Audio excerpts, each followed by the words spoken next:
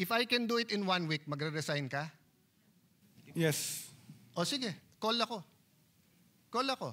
Nauwi sa hamunan ang pag-usisa ng Senado sa paano kinukwenta ang sagutin ng PhilHealth sa mga ospital. Kabilang ang kaibahan ng sa pribado at sa ilang pampublikong ospital na may zero billing. Kung sa DOH hospital, pag sinabi nyo 50,000 for this procedure, kung sa DOH hospital, it's only 35,000, zero billing ka o no billing.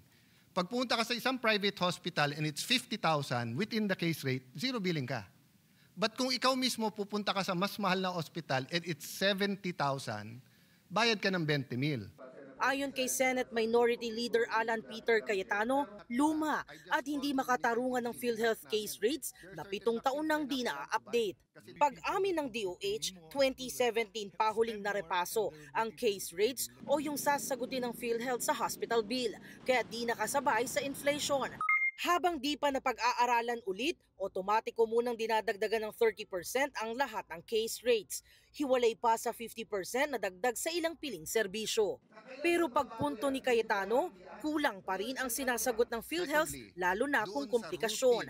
Halimbawa, mahigit 900,000 pesos lang ang sagot nito sa isang bypass procedure, kahit posibleng umabot sa 1.5 million pesos ang bill kung may komplikasyon.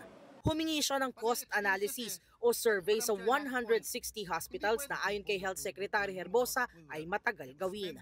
Pumalag si Cayetano at sinabing kung magagawa niya ito sa loob ng 1 linggo ay dapat mag-resign si Herbosa. For the survey to be completed, it's about 5 to 6 million claims that they started to average the cost. You don't need the claims. Ang pinag-uusapan dito, costing analysis.